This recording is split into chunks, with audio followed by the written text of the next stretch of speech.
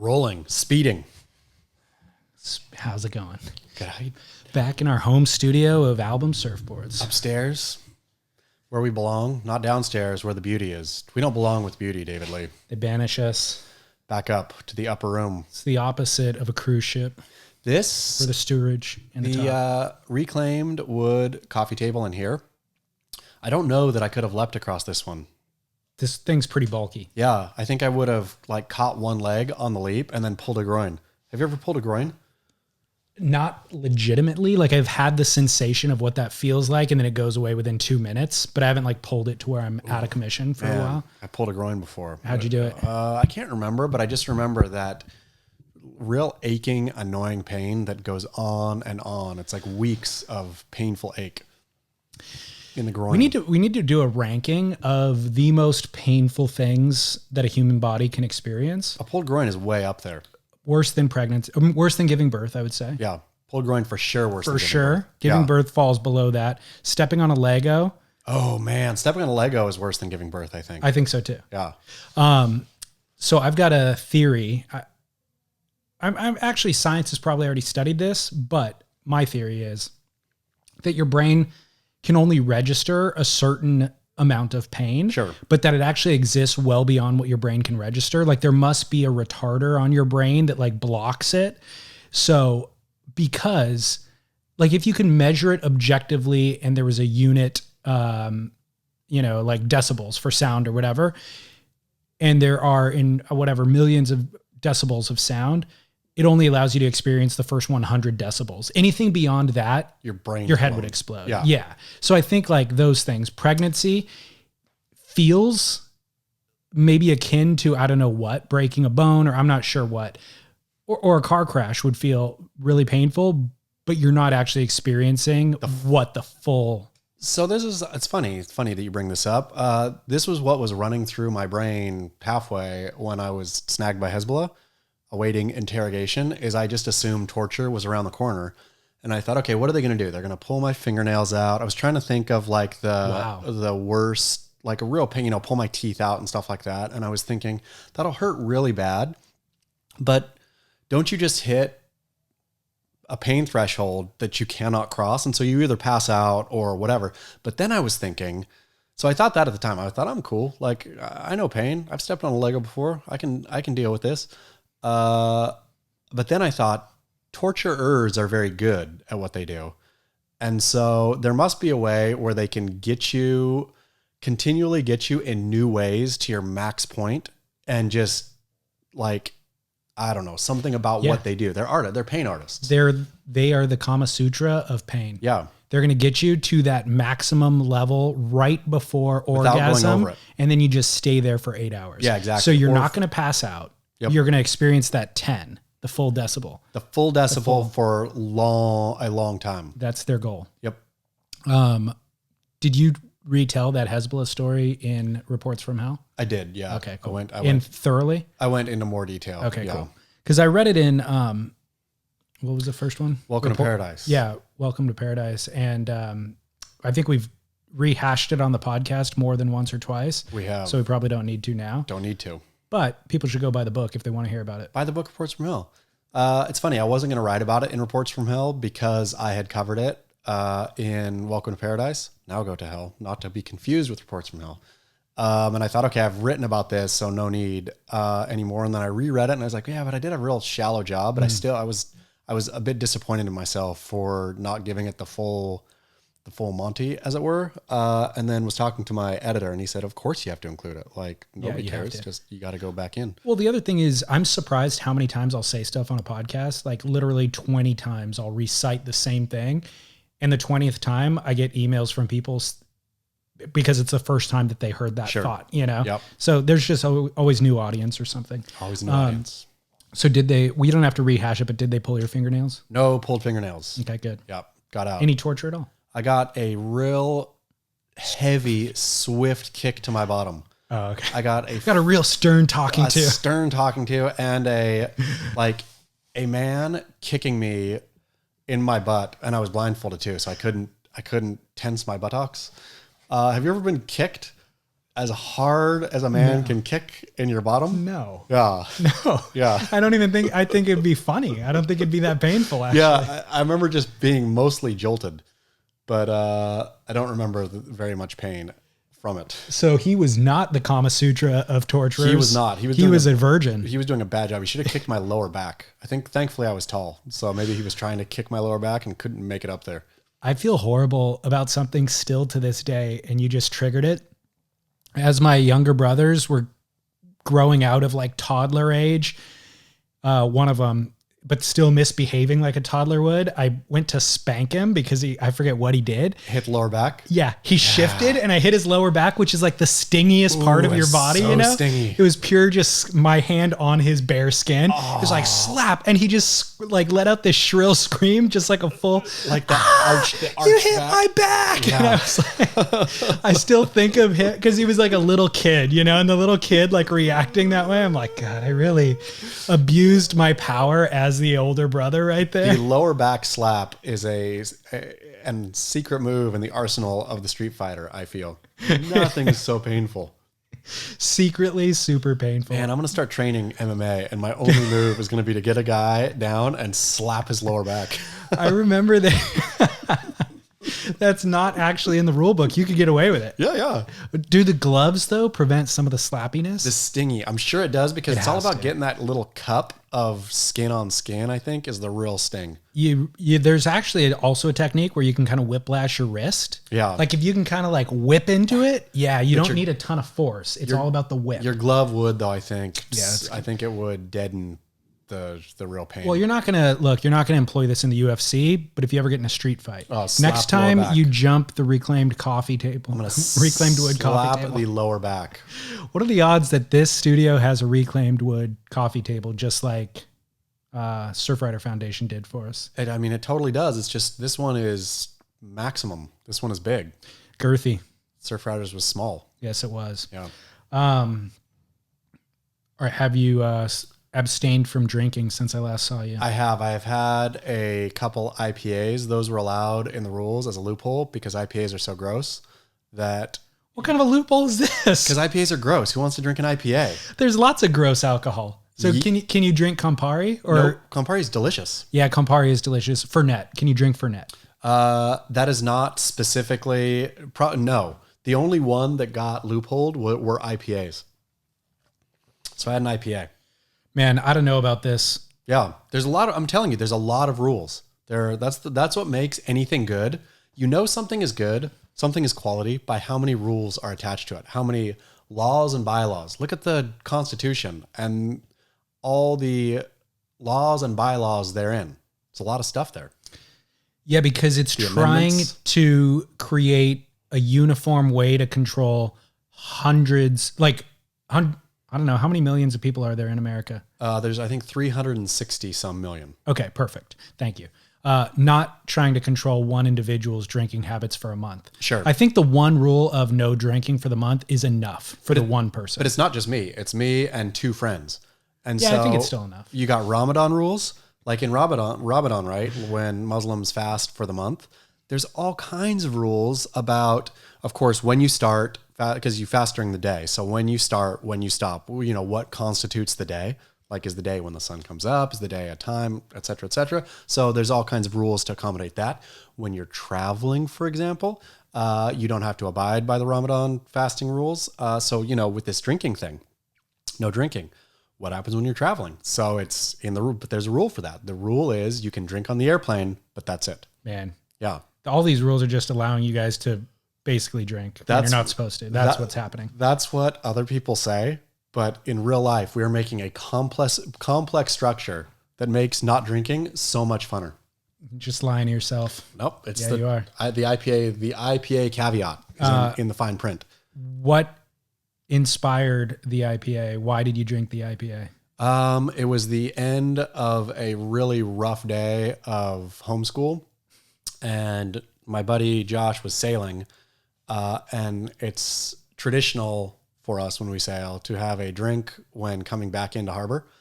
All he had was an IPA, which is all he could have had anyway, on board. So he drank a warm IPA. And so in solidarity, I drank a cold IPA. So you weren't even sailing. He was sailing. He was sailing, but I was in solidarity at the end of a rotten day of school. This is ridiculous. This rationale is amazing. So I was going to take this week off. Monday was Labor Day here in America. Yeah. Went a little too hard on Labor Day. Ooh, what were you drinking? We drank wine. It was like friends were visiting from Miami. So they came over at noon. Your friends or the girlfriend's friends? Lauren's friend. Okay. So they came over at noon, and between the four of us, I think there was a bottle of champagne and then a bottle of white wine. Then we go to lunch, have 2 bottles at lunch. Then they come back and we have a couple bottles. And before I know it, it's like, 5 in the evening. I'm exhausted, tired from day drinking heavily and eating a ton at lunch. So we crash, take a nap until 7. Now it's 7 o'clock on a Monday night. And I'm like, this is not how I want to spend my day or my life. This was a complete waste of day. Other than the socialization part, we should have done any other thing other than what we did. So that night I was just like, gosh, let's take a week off from drinking. I had my whole fill in one day, essentially. So you've not had a drink since Monday? Took Tuesday, Wednesday off. That's okay. So then last night I was making a dish that required white wine. So I'm dumping all this white wine in the pot. And I'm like, well, a little for me. You gotta have a glass. Yeah, of course. Can't not have a glass. I mean, that's true. Yeah. And I had a glass, but didn't get drunk or anything. Perfect. So, yeah, it was fine. Good for you. So, but the thing was, taking those couple of days off, I didn't feel any different. No. I thought, it'll feel good. I'll sleep better, because other times where I've taken extended periods of time off, I do sleep better. That's one of the things I notice. Yeah. Tuesday, Wednesday felt the same as always, same amount of productivity. It doesn't make any difference. I will say that for you and I. Yeah. I mean, for other people, sure. Yeah. I'm not saying in general, I'm saying for me, I feel absolutely no different other than, I suppose looking at my writing output, I'm more productive off, I think, but that's not true. I just hit a time in the book that I'm being productive. So, okay. Yeah. Yeah. So I think it not having an effect on you or I is reflective of, some might say high tolerance. I would say responsible intake. I will also say, I'm going to add there, like, just not having whatever that is to go. I mean, I can drink, I feel, a stinking pirate under the table if I needed to. I don't like being drunk. And so I never want to push it beyond, a bottle of vodka a day. Yeah. I also don't like being drunk. I would like to even argue that almost anybody around me who's known me in the last decade of my life has never even seen me drunk. Yep. Like you and I have consumed a lot of alcohol together. Have you ever seen me drunk? No. Yeah. But the problem is with that is the times you've been drinking, I've also been drinking. And so it's really hard to tell if somebody else, both of us are the same. Yeah. The last time we were at Florida Surf Film Festival together, that I think it might've been the last night, I did drink too much there, where I realized like, ooh, I am, on the borderline. Well, behaving in a way that like, I'm probably not the most dignified fashion. What were you shouting? What were you doing? No, I think just like, I don't know. I don't exactly remember. I remember like us going up to Jack Coleman, the filmmaker, and like pitching this idea to him about something. Oh, did we? Yeah. Jack Coleman on a sick film? Yeah. Jack Coleman was for sure in the bag. Yeah. I don't think he cared at all. I just remember he was like having a conversation with people. Maybe they were like fans that were talking about his work. And then you and I just like jumped into the conversation, interrupted everybody like, Jack, here's the concept. Oh, man. And it was about him. Remember like surfing finless and wearing like, yeah, I vaguely remember this. Wearing a gi? Yeah. Like a karate gi or something. Oh, see, then the next day I like approach him. I'm like, hey, do you remember that? He goes, yeah, you guys had a bit to drink. Oh, but Jack had a bit to drink. See, that's the thing. Pot calling the kettle black right there. Totally. But also that's one of my worst traits is pitching things when I've had a couple. Like I got the best idea for a TV show. I got the best idea for like, I will take, okay, for example, the last thing, when I was boozy, I made a note to self. I'll make boozy notes because I think it's the best idea ever. You get a new phone? I mean, it's old now. It's already cracked. Oh. So here was something I thought when I was boozy. Can't wait. I found this boozy note. I was thinking about the Beach Grit comment section. I was thinking, boozily, this is again pre-Danville. This is 10 days ago, 2 weeks ago, maybe. It would have to be more than 11 days ago. I was thinking, more than 11 days ago. Well, actually, the first also of the month is like Fat Tuesday, where you're supposed to drink. Okay. And Go then out with a bang. Yeah. Anyway, so I thought about I was just boozily pondering the Beach Grit comment section, thinking this is the most true reflection of actual surf. Like what gets talked about there is a mirror of surf. Everything else is either trying to make surfing something or trying to reflect surfing in some possible light, either an earthy granola light or, an ecological light or something. Beach Grit just is actual real. Those are the people who paddle out, the core surfer, not the Val, but the guy who paddles out at any beach break. It's a perfect reflection of surf, I feel, of the core surf community. Then I thought, Beach Grit is like, have you ever heard when people talk about Florida, like where, I don't know, God shook the United States and all the crap fell to Florida? Mm-hmm. That is Beach Grit. Is God shook surfing and all the crap fell to Beach Grit. And so Beach Grit is Florida was my boozy idea that I thought was really genius. And how is this going to manifest itself into a creative expression? Were you going to write a piece? Or I think I was going to write a piece, and then in the morning I woke up and read that note and thought, what is this? Yeah. It's pretty good. I think there's something there. There's something there, but it's not meaningful enough to even, I mean, we've talked about it now, but it's not, who cares? People would read it and say, yeah.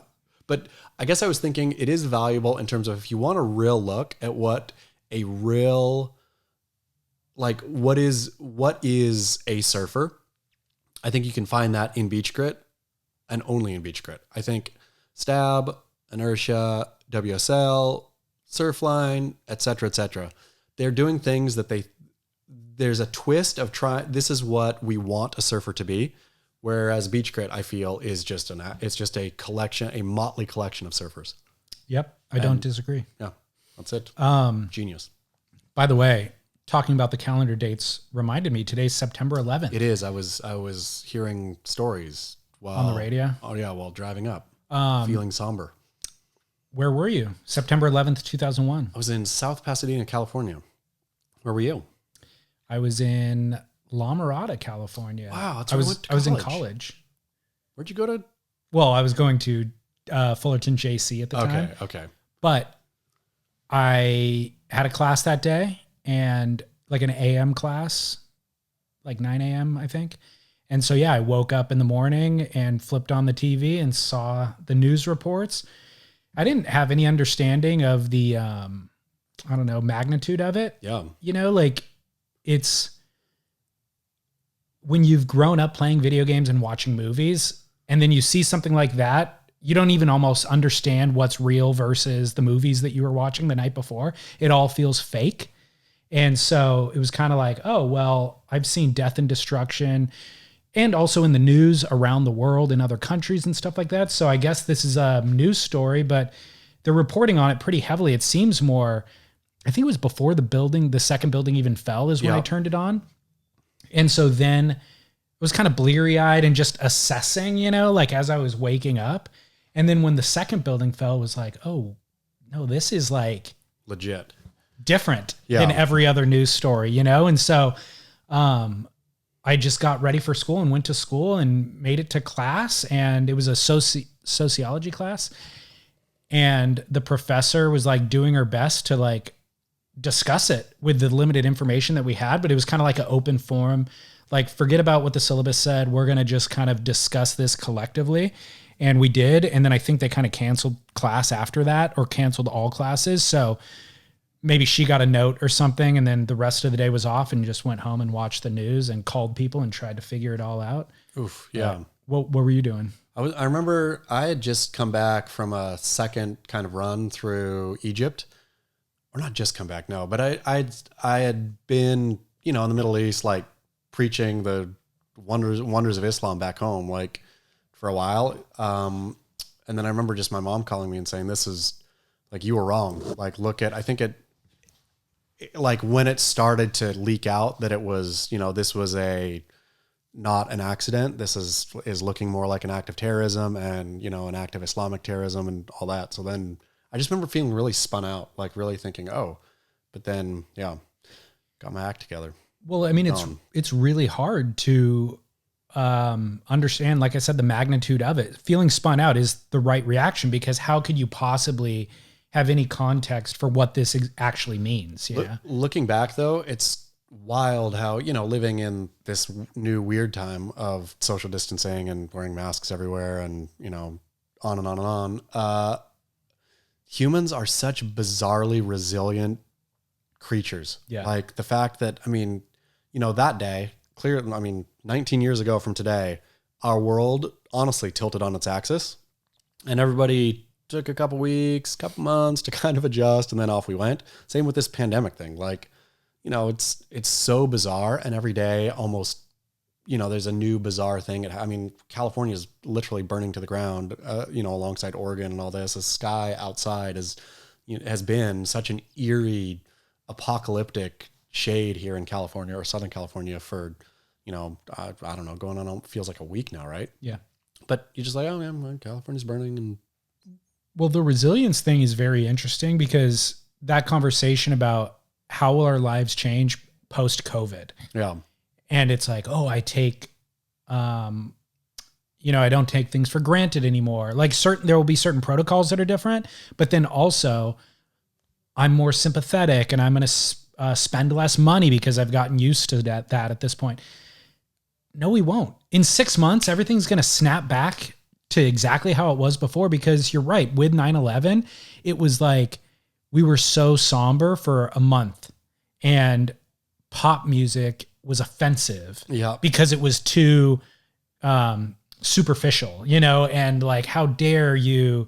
Everyone was a patriot for a minute too. There's flags just for a month everywhere. Yeah. And then a month later, it's like, no, now we're back to exactly where we were before. And to be honest, maybe even worse, because then the Kardashians come in and then all this other, canceled now, the Kardashians.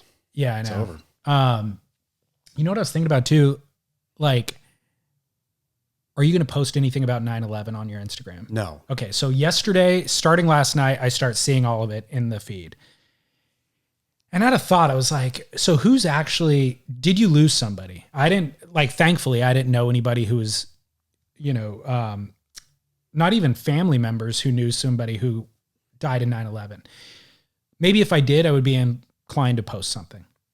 But I'm looking at who's posting. And I'm thinking, these aren't even people who lost people. These are just people showing their support, right? Sure. Remember, they were so everyone was so, like you said, patriotic, but also pro-police. These are the exact same people that were posting anti-police stuff 2 months ago. Yep. I think there's a correlation between who's posting to in commemoration of 9/11 and who is posting anti-police sentiment 2 months ago for Black Lives Matter. Like, it's the virtue signaler is who's doing it more than it is somebody who actually has skin in the game. For sure. With the 9/11 thing though, memory is such a thing, right? And I think it is something that can be, I used to think, who cares about, not about 9/11, but about sort of remembering things. Like, why do we have 4th of July? Why do we, this is all dumb. But I think as I've grown older, realizing that memory is important and memorializing is important. So even the death whores who are out there posting, pictures of 9/11 just to get a heart so they can feel good themselves. There's something that I'll say with 9/11 is a greater good about just keeping it in the memory bank, kind of. It should be memorialized, I think. What a stinking day. I fully agree, 100%. And when I'm seeing that on Instagram, I'm not even, I'm not anti any of it. I'm just assessing who is motivated to publish this right now. And I'm not, because I don't have any skin in the game, but also, memorializing it. I'm all for memorializing in general. And I agree with you. The older I get, the more kind of reverence I have for family legacy and for history and tradition and all that sort of stuff. The more sentimental in general. Sure. But I was just kind of assessing who are the ones that feel motivated to publish. And public figures certainly do. because it's good for their optics. For sure. I mean, I think at some level, I think you have to as a public figure, right? Like if you don't, then you get criticized as being uncaring, as opposed to just like, hey man, I'm not going to try to mine likes for tragedy. Right. But also, do you love the police or do you hate the police? Because I'm pretty sure you guys were the exact same group. Now I'm stereotyping, but you are the same group that was anti-police 2 months ago. For sure. You know? Yep. Anyways. The one thing I wonder coming out of COVID, which takes us directly back to professional surfing, the NFL game, first NFL game of the season happened, I think a couple days ago, 2 maybe. Okay. I'm not a huge NFL fan. I watch football. I like college football better, but I watch, and typically I'm very aware, even if I'm not totally paying attention or having a favorite, I don't have a favorite team or anything like that, but it's just something to think about, right? I wasn't even aware that football was on the brink of starting, had no idea that it had started. Me neither. Read the headline and the score, did not care one iota after that, which made me wonder, is professional sport going to be is COVID the death of professional sport? Where when you're removed from it for so long, trying to care about it again, like, if there was a pro surf contest tomorrow, if they figured it out and they said, there is going to be, I know it's the Australian one. It's really hard for me I personally don't care about that. I'll be curious to read Long Tom's review and all that, like whatever. But I wonder, getting people to care again about live sport. Even I love NBA. I watched the Lakers on Sunday, and I've been keeping up with the score, but I've not gone out of my way to watch another game, which is bizarre to me. Again, I think it'll all snap right back. You think so? I think so. Just getting out of practice of caring or watching live sport, I wonder how much I think, I don't need it. I honestly don't need it. And those are hours that I can spend, the hours that however many hours I put in a week to both reading about sport and watching sport. I wonder now, I'll happily, what's going to get me back in? What's going to make me care? And that's it, like good sports. Now we have surfing way down here, which is riddled with problems in terms of interest. So do you see yourself really clicking onto a pro surf contest? I'll be eager to, and I don't miss it per se, but I think that I will be grateful to have it back for the conversational elements, like the fact that you can talk with somebody about it, or just to watch it. That too, but I think just to watch the drama, I think it really just comes down to the drama. So I logged onto YouTube, or I just typed in YouTube the other day. I typed the letter Y and it autofilled in my URL, and I clicked enter. And along the right sidebar, it said live. It was the live stream from the Tweethead Pro or whatever they're calling it. Okay, so it's on. It's happening. Tweed Coast Pro. I forget. And so I was like, ooh, I did see that, like you said, you had not heard that the NFL was advertised. I was like, I think I saw Eric Logan post one Instagram story about this upcoming event, but I guess it's happening right now. So I click on it and I start watching it, and it's Sally Fitzgibbon versus Caroline Marks. Yep. Sally posts an 8, and I log in after Sally posts the first score of the semifinal, and it was an 8. And I'm like waiting for Caroline to get a wave. So that one detail right there of waiting for Caroline to get a wave is what I liked. Okay. It was the drama of like, ooh, she needs an 8. Is she going to get an 8? And then Sally got a backup score. And I'm reading all of the comments in the sidebar. People are like, hey guys, I'm pretty sure this is the Margaret River Pro from 2017 or whatever. And I'm like, well, it says live. It says it's showing the live pulsing red button thing. This is a live stream, right? And then within 2 minutes, the feed goes black. And I'm like, is this just my feed? So I refresh, and then all the comments are going, hey, it's black. Why isn't it working? And more people are saying, no, I'm pretty sure that was the Margaret River Pro, blah, blah, blah. So then I go over to worldsurfleague.com and I look at the dates, the Tweethead Pro doesn't start until tomorrow night. Like they were posting for some reason the Margaret River Pro replay on the Tweed Pro's live Instagram feed, almost like they were just testing out the live stream to see if it worked or something. I have no idea. I'll tell you why. It's because two employees left. It's Dave Prodan and Eric Logan. Dave Prodan is busy with podcasts, and so Eric Logan has to do everything else. So it was Eric Logan really just sweating, trying to figure out how to in his house do this. Yeah. And so he was beta testing, he was sorting it out. Maybe so. Yeah. It was Logan bizarre. From Manhattan Beach. It was bizarre. I had to again, research and figure it out. Is the Tweethead Pro an actual WSL event? Yeah. It's a QS? I don't know. Well, it's sanctioned by the WSL. I don't know that I don't think it's a QS because there's no way that you can accumulate points from that towards a ranking. Because you can't travel. There's no. It's a total spinoff. They're doing it as a triple, yeah. Okay. 3 events in Australia as their own thing. And the WSL has not been pushing it at all, right? So after I saw that, I go, hey, it's weird that this wasn't advertised well enough for me to even know what's what. So I went back and looked at their Instagram. They had posted 3 Instagrams advertising it. But that's it. That was it. Nothing. I mean, it's a crazy thing to me because it sort of is a competitor against the WSL in a way. In what way? I mean, WSL should not see it that way, but the WSL is not running events. WSL is not going to get any kick from this. I mean, I guess theoretically they could get people going to the WSL, but this is not a WSL thing. This is is it going to be on the WSL player? Yeah. I mean, it was streaming from their YouTube. Oh, okay. It was live stream. Well, then why aren't they pushing this harder? Like, exactly. Pro surfing is back. Right. Or a version of pro surfing. So that's the initial thing that I saw promoting it was Eric Logan's Instagram story. And that's exactly pro surfing is back? Yeah. It was like the WSL's graphic, and he said, hey, get excited, countdown 4 days or whatever. Well, why are they not wrapping the I don't website know. and stuff? I don't know. Why? Very strange. Dude, why were they streaming Margaret River on the live? This is where we're at. Why are they misspelling Kanoe Igarashi's jersey? Yeah. It's a disaster. Comedy of errors. Yeah. What else was I going to tell you? It's Tweethead related. Tweety. Oh, I don't know. Tweety. I'm sure I'll think of it. By the way, Cedar Hobbs, your writer from Beach Grit that we were both wondering, his identity as a private investigator. He is not a private investigator. And he emailed me to say, I asked about the name Cedar. I'm like, is it a made up name? What's what? He said, my dad had intended on naming his dog Cedar, but he ended up with a female instead of a male. And apparently I was born right after. Oh, perfect. So Cedar had already been lined up as a name. Yep. And got passed down. Yep.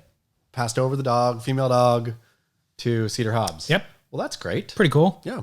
The other follow-up was BTS, the Korean boy band. We talked about it 2 weeks ago. The very next week, they released a music video called Dynamite, and there was a Slater designed surfboard in the music video in one of the guys' bedroom background. Wrote about it on Beach Grit. That was awesome. Further burnishing Kelly Slater's East Asia bona fides. That's right. I know what I was thinking about. It wasn't related to Tweethead. It was related to the NFL. The biggest headline I saw from the NFL this past week was that I forget who the player was, but the one player likes getting Cleveland steamers. Ooh, what's a Cleveland steamer? When your sexual partner takes a dump on your chest. Wow. You didn't hear this? No. Oh my gosh. Which player was it? I'd have to look it up while we're... I mean... It's worth looking up. That is some serious news right there. Odell Beckham Jr. Odell Beckham Jr. Well, that's not a real surprise. It's not? Well, you see, he seems like a bit of a freak. I mean, he likes his, he always has a fancy dyed hair, and he seems very flamboyant, not in a homosexual kind of way, but just he's a flamboyant guy. So, yeah. So that would extend to his sexual practices? You think that he would maybe like some weird stuff? Well, apparently a woman that he had slept with, some fan or whatever, was on a podcast. Might have even been like one of Barstool Sports podcasts. And they were asking about his sexual proclivities, and that she revealed that. And then a bunch of other women came out who had slept with him and basically said, yep, he asked me to do that to him too. Wow. Strange. How crazy is that? It's very strange. Yeah. They should do a Barstool. Too big. I mean, this story would be too small for Barstool. But Surfers' sexual proclivities, I bet it's all really boring. I bet it's all mainline, straight normal. It's possible. I bet there's not very much kink amongst professional surfers. Yeah, I don't know. I think they seem like they just do what they do. Could be. I don't know enough to really. I don't know enough pro surfers to really. Don't know either. Chime in on this, or nor have I had these conversations with them. Yeah. Peter Schroff, you guys interviewed him on Dirty Water a few weeks ago. Fantastic, Peter Schroff. Did you listen? Is he? I tried my best. Yeah. I tried my best. Oh, man, I'm jumbling up my thoughts. Real quick, back to the WSL before we get to Shroff, but also related to podcasts. Dave Prodan signs off his podcast, The Lineup, with "See you next Tuesday." Just thought I'd throw that out there. Why does he say that? Because his podcast is published on Tuesdays. But so "See you next Tuesday" is his sign off. "See you next Tuesday" is an acronym. For what? Cunt. Oh, is he doing that on purpose? He's gotta be. You think so? Yeah. No. You've never heard that before? Uh-uh. When somebody wants to like say cunt on the low key, they'll be like, "Oh yeah, see you next Tuesday." Wow, I never heard that. A. B, I find it really difficult to believe that Dave Prodan might have some kink. Well, talking about kink. I mean, so I thought that was widely known. Yeah. That nomenclature, I guess, or whatever, that phrase. I'm shocked that you don't know. I don't know. I'm so bad though on like internet-y slang and all, like I have to look. But that's from my childhood. Yeah, not from mine, I suppose. I had to look up the other day SMDH. SM is shaking my DH damn head. You got it. See, I had to look it up. I sat there and say, what the heck does this mean? So I'll have to look up every one. I am real dense when it comes to sneaky talk. Well, I didn't think it was that sneaky. I thought it was pretty overt. Dave Prodan signing off that way. And then I thought to myself, well, God, the WSL wouldn't sign off. Like Eric Logan definitely wouldn't sign off on this. The WSL writ large would not sign off on this. I think Pat would probably like wink and let it go. So is it just that Eric Logan has never made it to the end of listening to Dave's podcast? These are great questions. Or have they maybe they're not hip to it like you and Dave's sliding one in without anybody knowing? I'm going to put on my surf journalist cap and get to the bottom of this because this is a story. Meaning you're going to text Dave and ask him. Exactly. This is a story that can be gotten to the bottom of. I thought about texting Dave before I talked to you about it, but then I was like, The problem with Dave is Dave has such a unflappable straight man that he will play it down the middle where you won't know what he meant. Yeah. But I'll be able to suss it out. So regardless, whether or not he intends it to mean that and it's a wink, it is known widely as that. And so the WSL, I would think, would prohibit it, whether or not, no matter what his intention was. I would think that they would nix it because of its association. I'm gonna gander that nobody at the WSL has listened to Dave Prodan's podcast.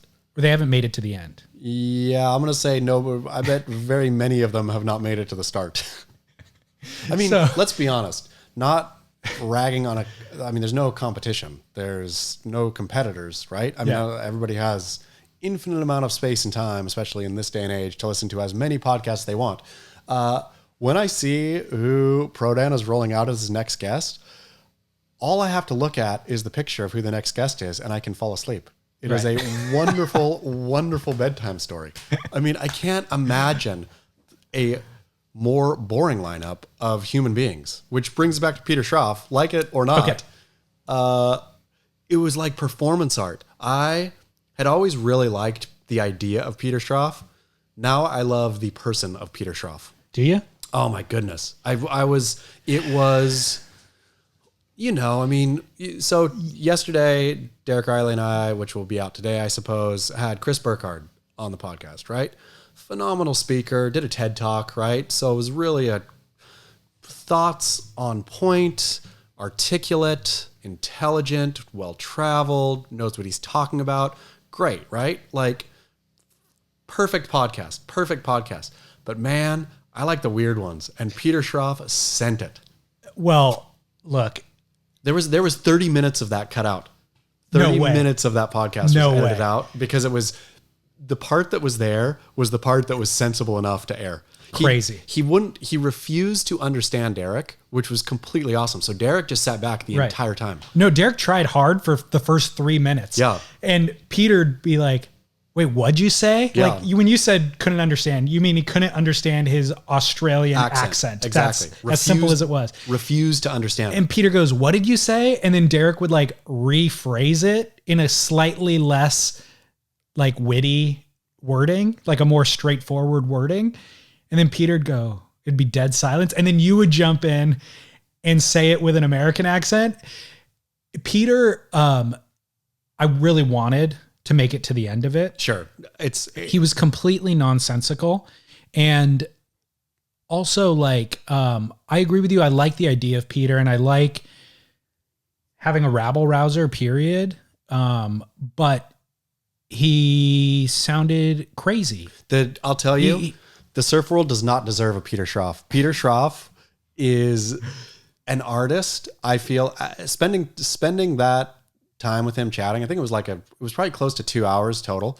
I really truly fell head over and heels in love with Peter Schroff. You guys couldn't wrangle. It was funny hearing you trying. There was like a couple times, like, what did you say? I'm not good at wrangling anyway, but like Derek is usually the better wrangler. I'll just go off on tangents, obviously.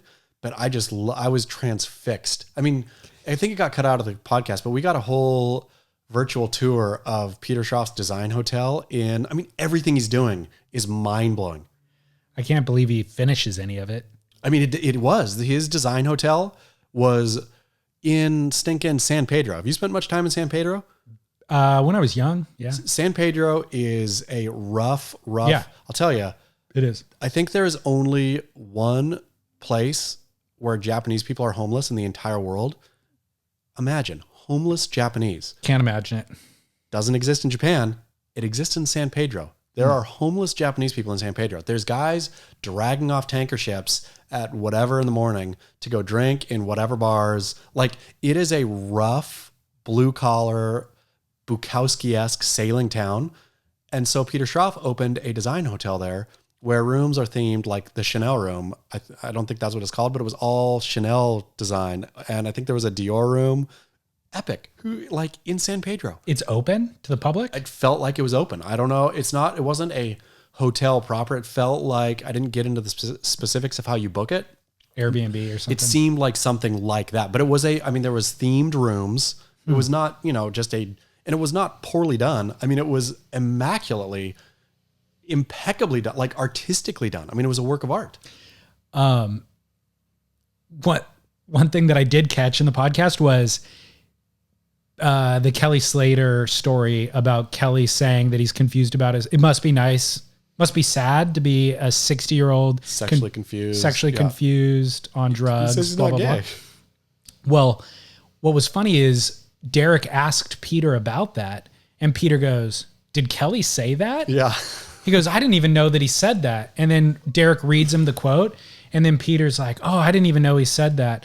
So yeah, he called me the next day and apologized about that, blah, blah, blah. And it's like, wait, you just said that you didn't even know that Kelly made those comments about you, but then you said that he called you the next day to apologize? Maybe he didn't know why Kelly was calling. Maybe he just thought, I'm sure that he probably hears a lot of things that Kelly says about him. Maybe. I don't know. But that was just one instance where I was like, wait, Peter, what? Yeah, yeah. Doesn't make any sense at all. It was one of those, and it was frustrating to me conducting, like I was conducting, hanging on for the ride on that interview, that we weren't doing it live. Like for other people to be able to see it and experience. It was an experience, which is what he is, right? He is an artist who does performance art. To me, it felt like a performative piece for the audience of me and Derek, so I felt really lucky to be able to experience it. And again, I'll say surfing does not deserve Peter Schroff, but we are lucky to have him. And I wonder in the future, if the Schroff era, if what he did here will get magnified, like people will say, okay, surfing went through this really dull phase when the WSL took over and tried to homogenize everything, but not homogenize it in even an interesting way. Like this real lowest common denominator. This guy from Oprah, literally Oprah, came over and did this, and it was so terrible. The pros were really good at surfing, but otherwise there was no storyline there. And so you had this, all the brands went out of business, so nobody was pushing any other narrative, right? Where, again, this is looking back on this era of pro surfing, where it had flatlined. And then, you have a guy in a Speedo with a utility belt on, carving up Kelly Slater surfboards and Hayden shapes with a chainsaw. And then, I don't know, there's something, Peter Schroff is the only thing keeping surfing's pulse pounding right now. Like surf culture's pulse pounding. So yeah, those things are great visuals and they're a great headline. So when you interview him, I want to hear why or what. Yeah, and he can't even deliver. Of course, but if he could, then he would be, the fact that he's performance artist all the time makes it, like, if he could sit back and articulate, if he could say, well, let me tell you why I'm doing this, then you lose the performative. Agreed. Art doesn't need to be explained necessarily, but when what he provides is as context is him making slanted eyes on an Instagram post, that now feels racist. And that now feels like it throws, like, hey, I was paying attention to you being anti-Asian manufacturing and being pro-American manufacturing, but now you've driven this conversation off into a ditch with racist rhetoric. Sure, but anybody who's that far beyond the wire, like, is going to say all kinds of whack. I mean, like, holding him to any kind of standard, I think, is inappropriate for us. Like, we just got to let him be out there. I mean, of course, you cross a line when you advocate, whatever, violence against minorities or something. But I agree with what you're saying too, is like, you got to give a little more grace to performance art or comedians or artists in general. But I still want to hear what you're saying. I'm going to listen. If he ends up on a podcast or with a headline, I'm going to read it and I'm going to listen. But each time I take one step closer to listening than just the superficial, he completely loses me. So I suppose that's the problem, is podcast is definitely not the medium. Definitely not. It should have been, he's a visual artist. That should have been like a Facebook Live thing where it doesn't even stay in the archive, or it could stay in the archive, but people should have tuned into that as it was happening, because it was a real thing, right? Yeah. Like, it was a piece of art that doesn't translate to straight audio. Right. Yeah, it was interesting.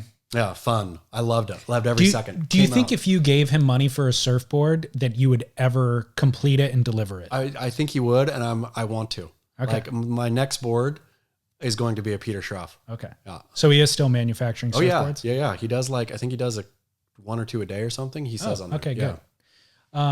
Well, moving on. Pros are in Indonesia right now. I've been getting blown up. Me too. All the time on this. And I for the life of me, can't understand. I mean, people are pissed. I understand the broad level implication of, you super spreaders, we're all supposed to be hunkered down. You guys are out gallivanting about Indonesia, taking your COVID with you. Is that the gist? Yeah. There's two things. There's that these professionals shouldn't be traveling right now. And then the second thing is, even if you are traveling, you shouldn't be broadcasting it to everybody else. I don't care. I don't care either. If they're COVID positive, then that's lame. If they're not COVID positive, then who cares? If the government has set regulations, and the various governments that you have to get from point A to, and you've met the regulations, then I don't know who we are to say. I have, like, this story, I think I get hit up like via Instagram on this one probably 2 or 3 times a day, like, of, you need to shame these people. Me too.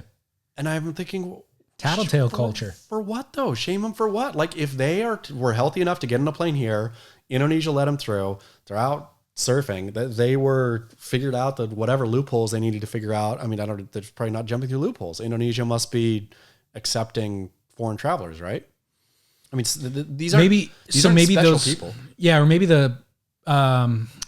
messengers on Instagram are know information that you and I don't. Like, you're not allowed to go to Indonesia for recreation. Maybe you're only allowed to go there for work. And so Kelly's saying surfing is my work, and it, whatever. So what? Which is actually true. I mean, That's not sure. even a lie. Yeah. I mean, and if Indonesia has a problem with it, then they feel free to arrest all those guys. But I have no problem with it either. I have zero. Not only do I have no problem with it, I applaud them for being adventurous in the day and age. I mean, I honestly don't understand.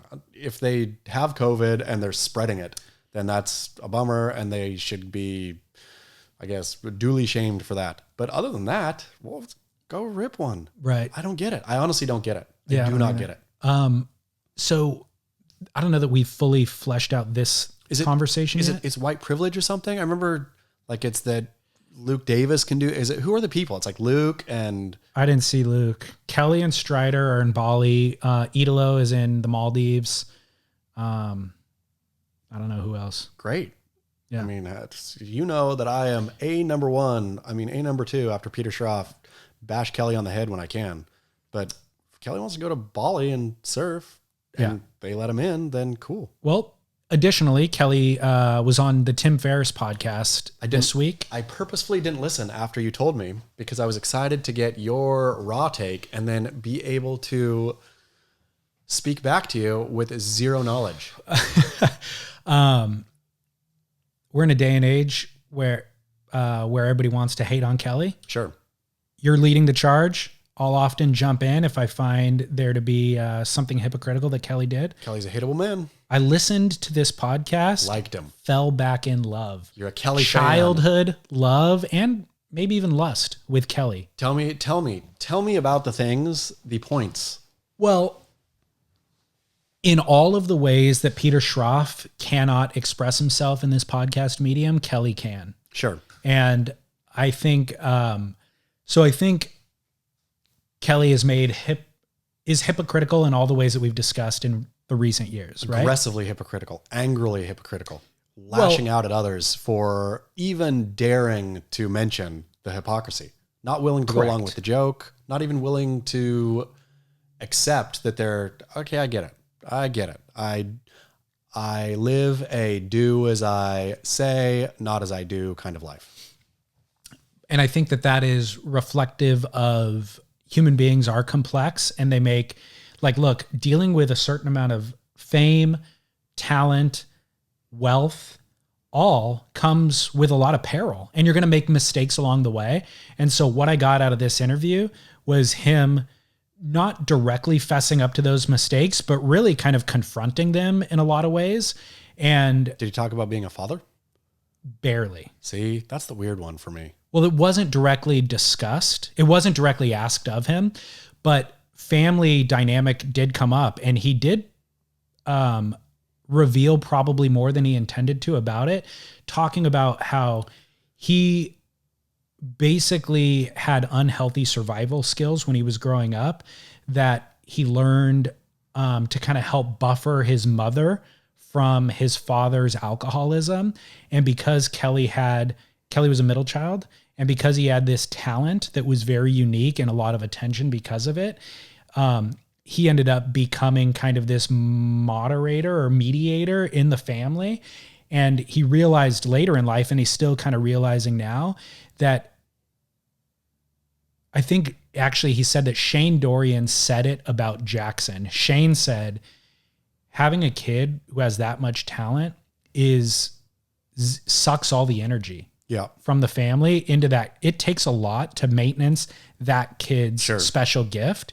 And so what ends up happening is the other siblings feel the vacuum. They don't get the attention. And so through Shane saying that, Kelly kind of reflected on, and he even then remembered one of his brothers, I think it was Sean, saying, I wish that I would have pursued something other than surfing, because there was just no way that I was ever going to compete with you. And I wish that I just kind of had, rather than being second or third fiddle, I'd wish that I just had my own thing.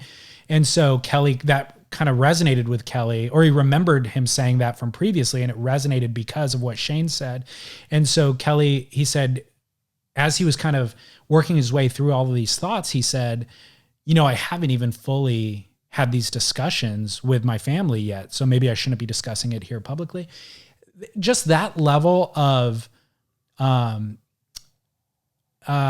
confronting your own kind of things made me sympathetic towards Kelly. Real quick for context. Yeah. I have no idea who Tim Ferriss is. Is he a comedian? No. He's a what?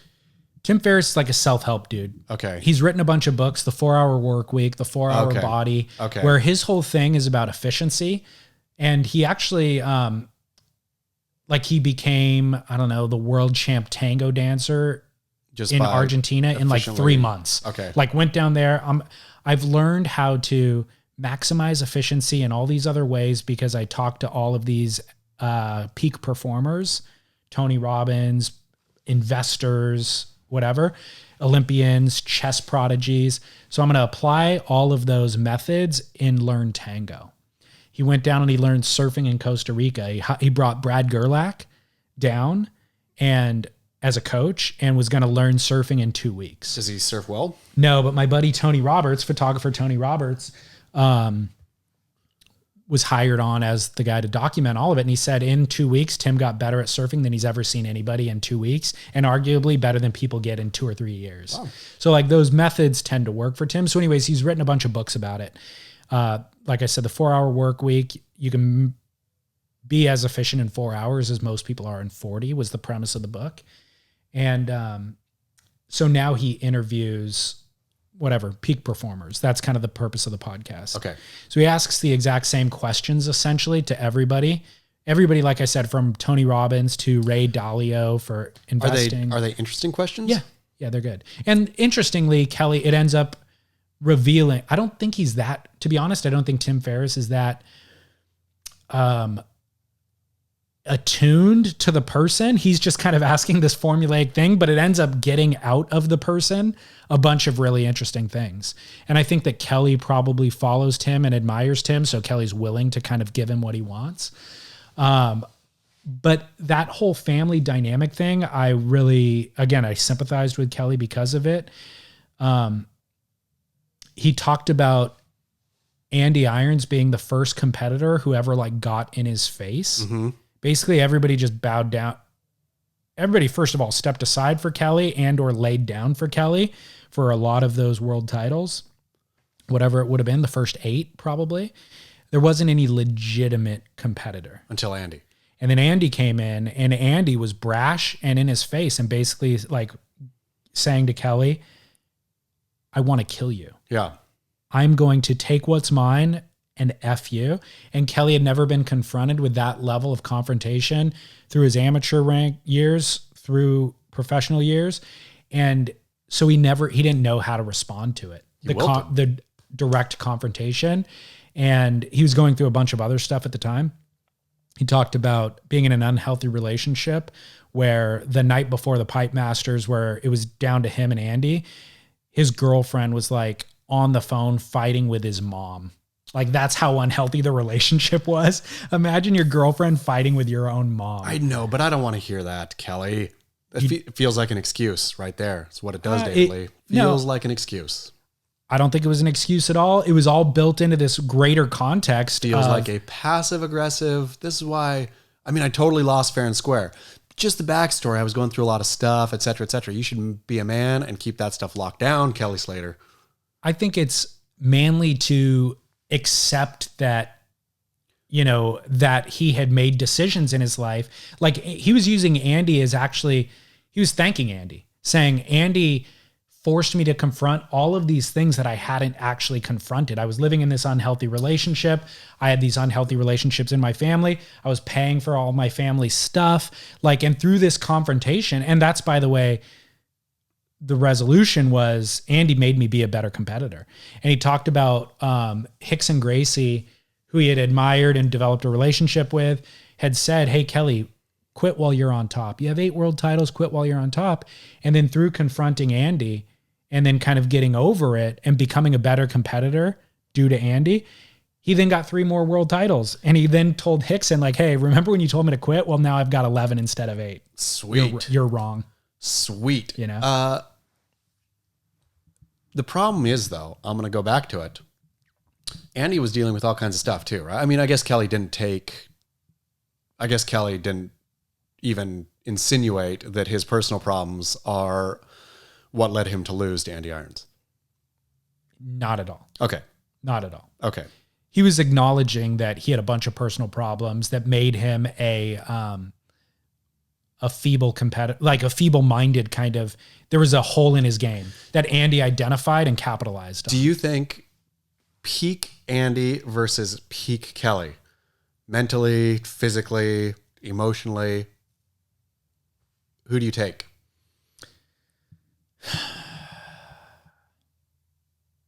It's a great question. I mean, we could argue that we witnessed it and Andy came out on top. Obviously. But that's what I have to argue. But you said peak emotionally. Yep. And I think Kelly hit a peak emotionally after that, which was when Andy was hitting a slum. You know, Andy fell off tour ultimately and had to work. And so Kelly was winning during those years. And so I would put my money on Kelly. Clearly, Kelly has 11 world titles for a reason. I'm going to put my money on Andy. I'm going to say peak on peak, Andy's the better surfer. It's really hard because you also have to view, we have the benefit of hindsight. And so Andy's rawness was almost in response to Kelly's polish, totally. And it's hard to take context out of it and just go this versus that. Of it's course like saying Jordan versus Kobe. There's judging and all that too, but totally. And which style appeals to which person? Obviously, surfing is a completely subjective game. There's no way to say one is better than the other. Yeah. But yeah, and so I guess subjectively, well, I'm an Andy man. Yeah, and that's fair. I mean, I'm such an Andy man too.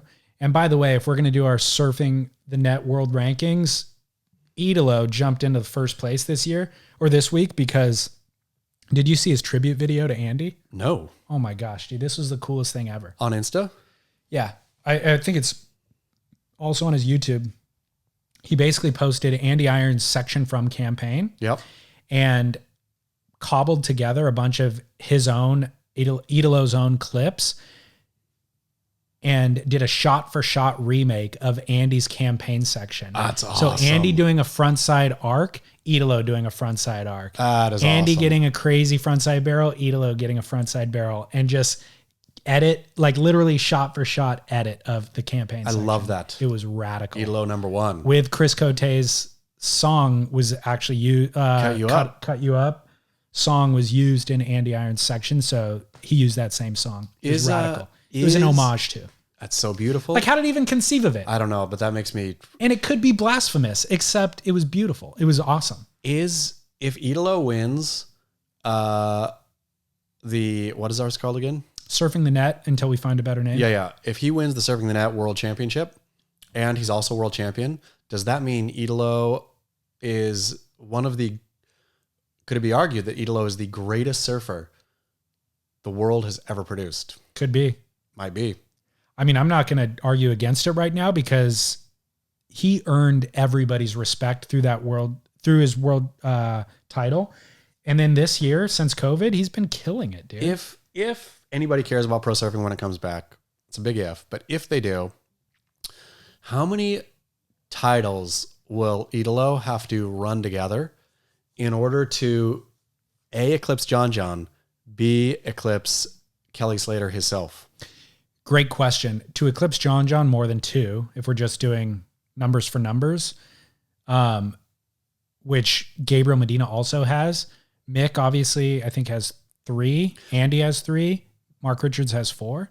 Let's go on the... He's got to get 5. Let's go on the doubles real quick. If Idolo gets a second this year, you got John, Idolo, Gabriel Medina. Who is the greatest surfer out of those 3?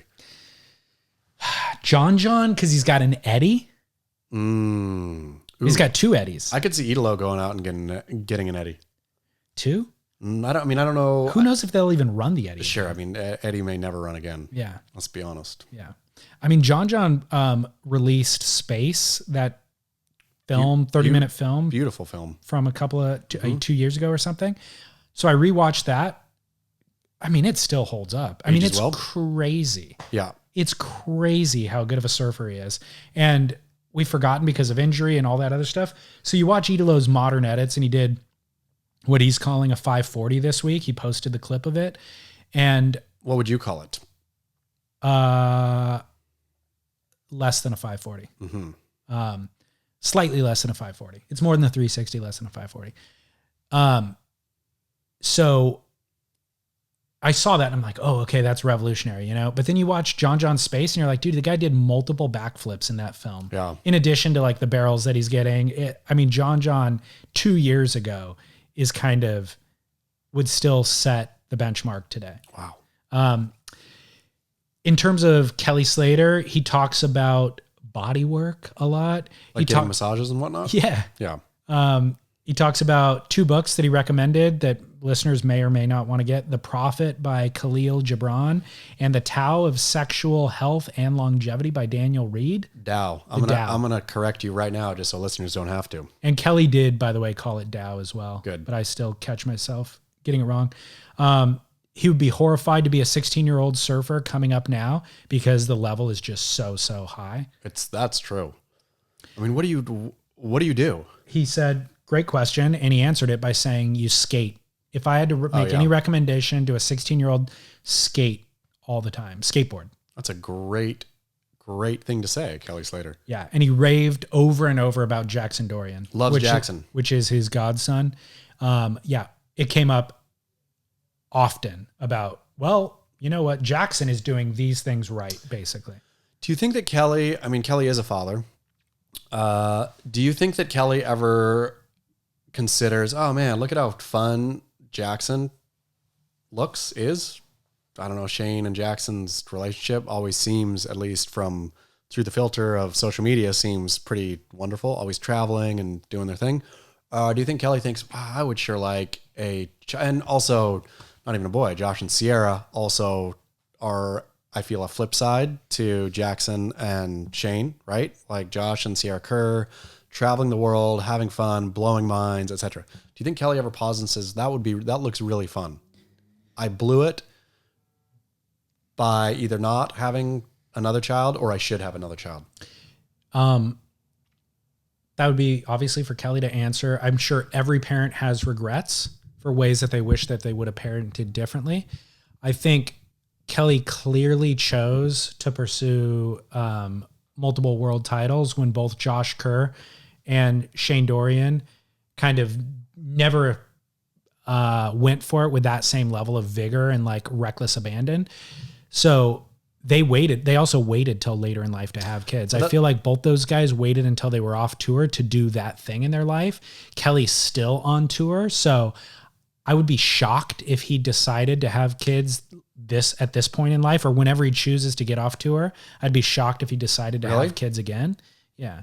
I mean, his girlfriend's young. His girlfriend's very young. I would imagine. And if she wanted to have kids, I have no idea whether she does or whether she doesn't, but I'd be shocked if they chose that life path at this point.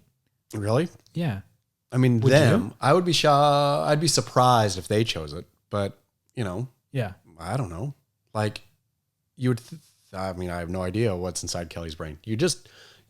One would think Kelly would be looking around at the landscape and thinking, oh, that not only looks more enjoyable than what I'm doing, he must, but it's also more valuable. Like what? Being the oldest man ever on tour, like who cares at some point? So a listener emailed me or DM'd me. I wish that I knew exactly who it was so I could pull it up and read it.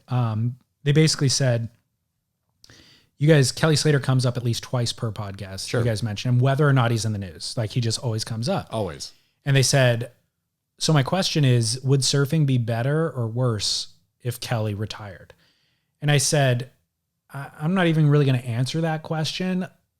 But what I will say is Kelly's the only one who doesn't realize that he should have retired. Like you just said, there's no, a big reward for being the oldest guy on tour who's been constantly beaten. Like when was the last time he won a world title? When was the last time he even won a contest? 5 years ago? When was the last time he really properly won a heat? Right. Exactly. So being kind of pushed off tour eventually isn't the most dignified way to go out.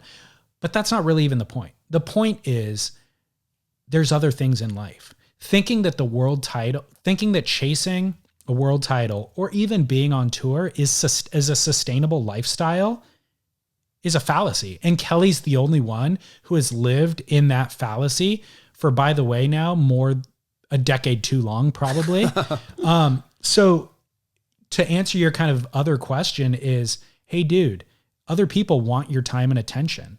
And it's okay to mature to the level that you're doing things for other people, not just for yourself.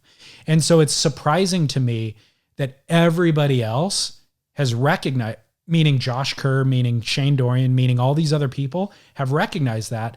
But everybody else, meaning also these pundits like yourself and myself who are commentating on it from 5 steps removed, going, hey, buddy, nobody cares anymore about your pursuit for a world title. And you probably, whether it's Kalani or anybody else in his life, like there's probably these other people, your businesses, Perps, Outer Known, the Wave Pool, probably want your undivided attention. And it's okay to give those things to those people because in your 40s and 50s, you might get gratification out of doing things for other people, you know? Ooh. And so, I still, despite me saying kind of I fell in love with him through his Tim Ferriss interview, I think that there's still things that questions that I have for him or things that I would expect him to pursue, like as a 45-year-old or 46-year-old or whatever he is, you know? So does that answer your question, Chaz? It does. Okay. It does. I mean, and to the DMer's point, I suppose, like, I don't know if professional surfing would be better or worse without Kelly Slater. Like, I guess everything is worse. But, I mean, I love the fact that he exists. It gives us something to endlessly dissect because very few... Kelly as a person is interesting.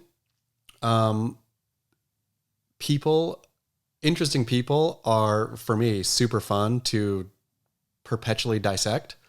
So I'm super thankful for Kelly as just existing just to dissect him. Yeah. And so this Tim Ferriss interview, I highly recommend people listen to, including yourself. Not gonna do it. You're only hurting yourself. I enjoyed every minute of it. Like I enjoyed just hearing Kelly actually open up, and Kelly is far from perfect. Sure. And the problem is that whenever we discuss him critically, people get angry at us or we get hate mail or whatever because people think that he's perfect. You know, like listeners aren't willing to hear any of the flaws that maybe you and I rightly or wrongly analyze. And so listening to it, he's not perfect, but I enjoy hearing Kelly give kind of raw, candid Kelly. It's great. I thoroughly enjoyed it. Do you want to move on from that? Let's do. 46-year-old surfer Nick Slater. Oof. In another Slater story. Heartbreak. Real estate agent on the Gold Coast was killed by a great white shark at Greenmount. Yeah. Which has nets, drums up, shark nets up. So there's a false sense of security when surfing the Gold Coast that, you know, sharks are present, but you're not going to get attacked by a shark there. And it's so crowded with surfers that the odds of you being the one are slim to none. This was the first fatal shark attack since 1958 and the first since they installed the shark nets.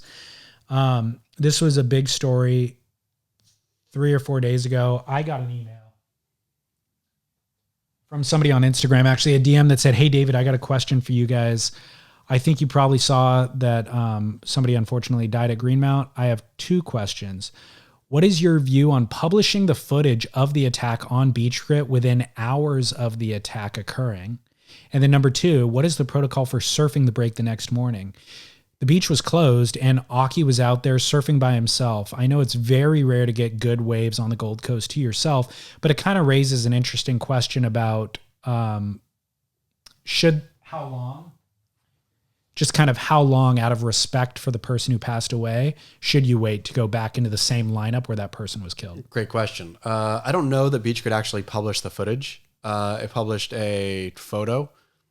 You posted a link to the Daily Mail's footage of it. So I think I don't know if if you clicked play, that it would play on Beach Grit, but it clicked over to the Daily Mail. And that footage, as far as I saw, the footage didn't exist at the Daily Mail either. It was just a news report about the shark. The footage existed. It was on the Daily Mail link? Yeah. Okay. It was a stagnant camera angle, like a surf line, like a surf cam. Did you watch the footage? Yeah.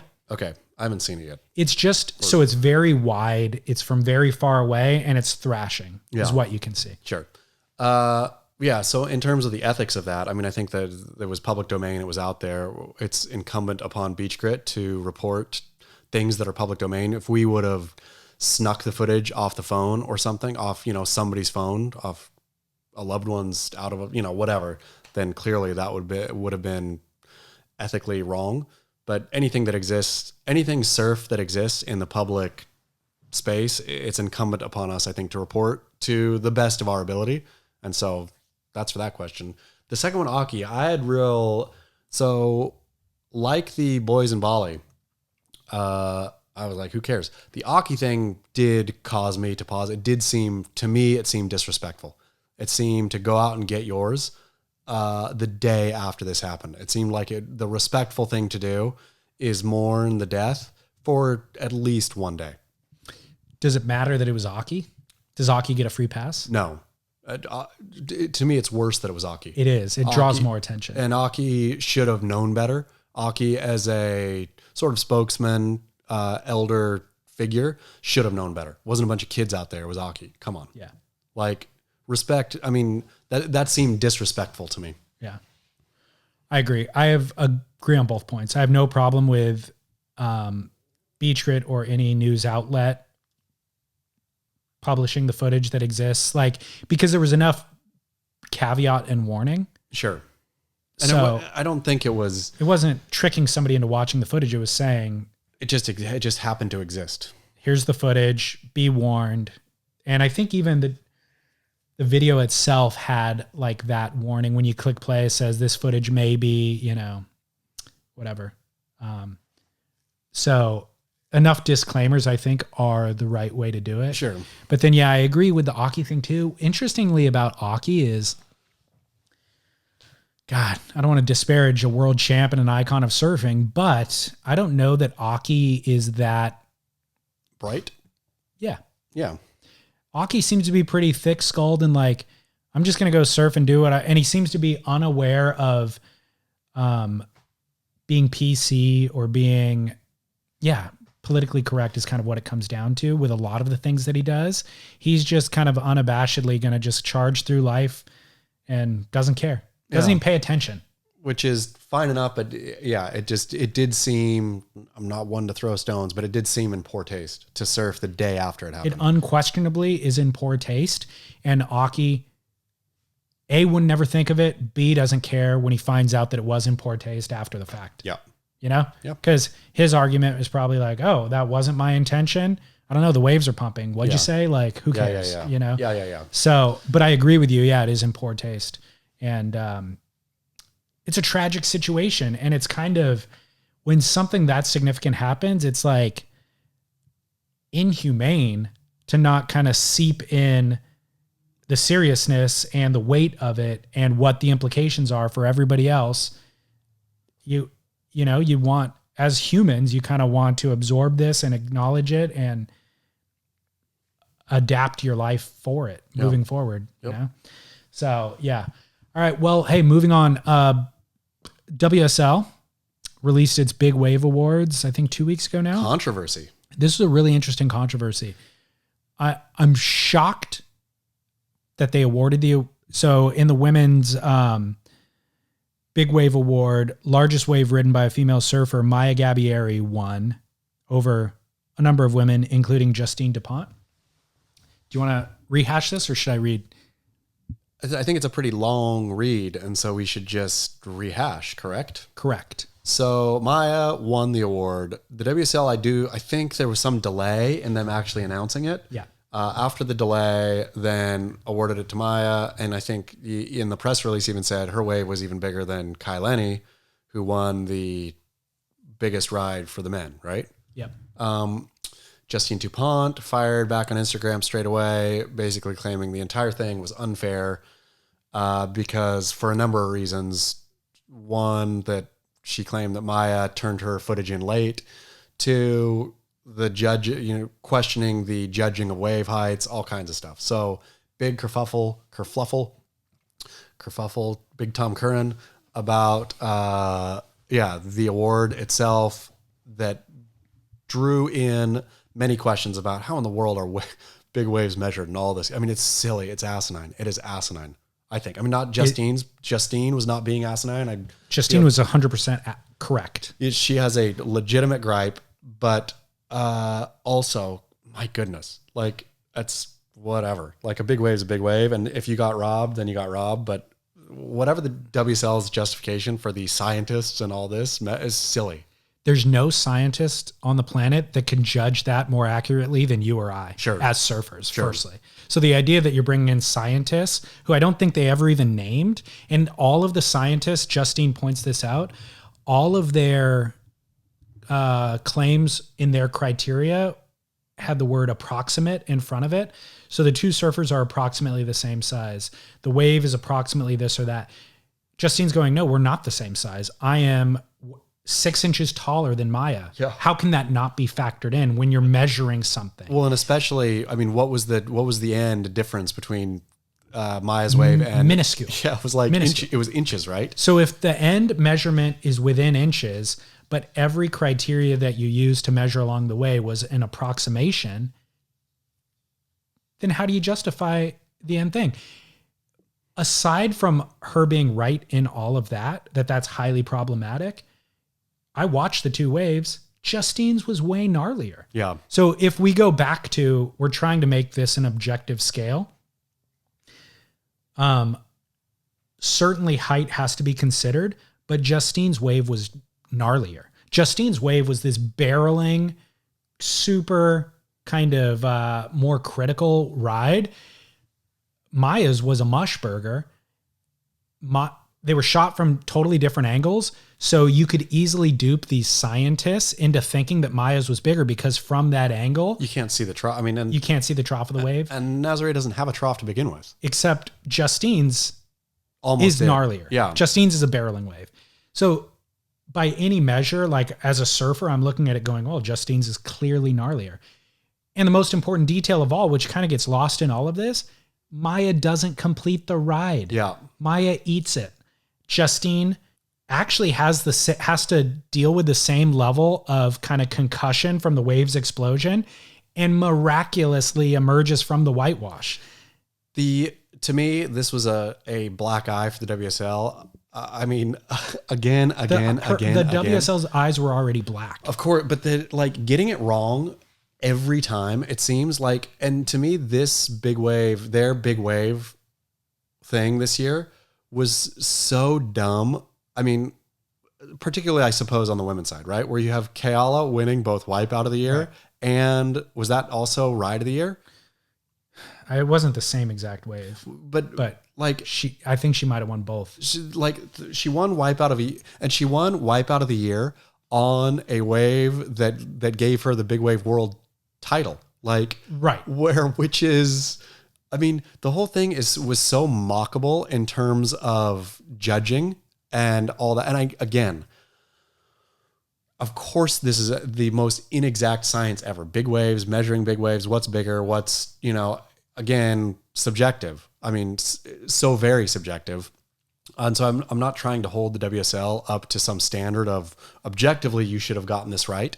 But it just seems like the awareness of surfing in the WSL at the front end, the people who touch the thing all understand surfing, right? So you have Pat O'Connell on the Men's World Tour. You have Jessie Miley Cyrus on the Women's World Tour. You have, is it Pete Mells, the commissioner of the Big Wave? He was. I don't know if he still is. Let's just say it's Pete Mell. Yeah. I'm sure it's somebody Pete Mell-esque. It's somebody very knowledgeable. And then on the longboard side, you have Devin Howard, right? And so the WSL people who touch the sport back to Santa Monica are all completely legitimate, wonderful, or whether they're wonderful or not, like know their no surfing. Somehow it goes from them, and in the translation back to Santa Monica, everything gets fucked up. So something is rotten in Santa Monica, where either it's the politics, it is, pussyfooting around, it's Elo being an idiot. Something is lost in Santa Monica's translation of this, which spits out exactly this time and time again in the WSL. Yeah. A arbitrary decision that didn't need to be arbitrary. You could, like you said, you could look at Justine's wave and say that is a gnarlier wave. If Maya's entry came in after the fact, which Justine claims, I don't know if that's actually true, but if that's true, then it should have been a no-brainer. It really should have been a no-brainer anyway. I mean, it's hard to think how you screw up. And again, to your end point, the fact that Justine wrote out of it, it's game over right there. It's a heavier wave that she wrote out of, whether it was 6.8 inches smaller than Maya's. There's no way to know that anyway. So just go on that she wrote out and it was heavier. Completed ride has to be factored in. I mean, how could that not be factored? But apparently it's not. And apparently in the WSL big wave criteria, Kayla Kenley won her. And take nothing away from Kayla. Kayla's a phenomenal big wave surfer, brave, but the WSL tarnishes her award or her title by she didn't complete a ride. Yeah. So if Kiala rode that 50-foot wave and didn't complete it, and the next closest entry is a 20-foot wave that somebody does complete, maybe you have an argument for Kiala winning. Sure. Despite not having completed the ride, because her wave is 2.5 times bigger than the second. But when it comes to a matter of inches, Maya versus Justine, which I would also argue Justine's was actually bigger. Sure. There's something fishy going on. Like there has to be politics involved because Maya's sponsors or whatever, like precisely. It has to be. There's something that gets spun. This undermines certainly the awards themselves, but it undermines the WSL as a whole. It seemed to me that somehow, thinking about it now, somehow the WSL was able to push Maya's into Guinness territory. Right. The fact that they could claim that one as the Guinness record got them Guinness record in the news, right? And so instead of just Justine Dupont wins because that would not have been news, right? If Justine Dupont wins what was it, biggest wave? Yeah. Justine Dupont, French woman, Justine Dupont wins biggest wave of the year. You got nothing.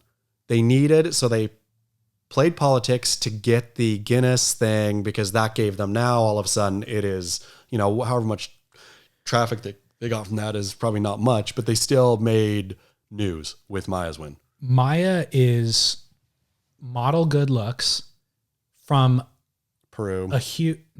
Brazil. Oh, Brazil. Sorry. So she's from like a huge surfing market and she has Red Bull as a sponsor. She has all these big kind of sponsors backing her.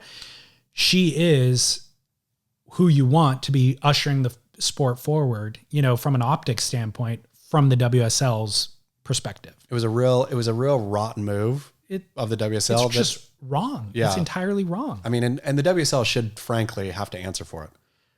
I'm thrilled if Justine did not go to Instagram to like air her grievance, I wouldn't have noticed. Yeah. And so I'm glad that she did. Sure. And I'm glad that you wrote about it because it was like, my God, I can't keep track of all of the kind of errors along the way. I mean, it really is it's such a junk show that, I mean, I wrote about it only at the end about Eric needing to be ashamed, but Eric Logan should be ashamed. I mean, he should be ashamed of himself for continually, and I guess he's probably thinks, well, it's hard times but you guys never pay attention to our successes. We're doing this, and this, and this, and whatever. And so we're going to have failures along the way and blah, blah, blah. But there's been so many gaffes under his leadership that he should be embarrassed. Yeah, I mean, he should apologize for the last couple years. I was talking to somebody on the phone yesterday and it was like, yeah, we,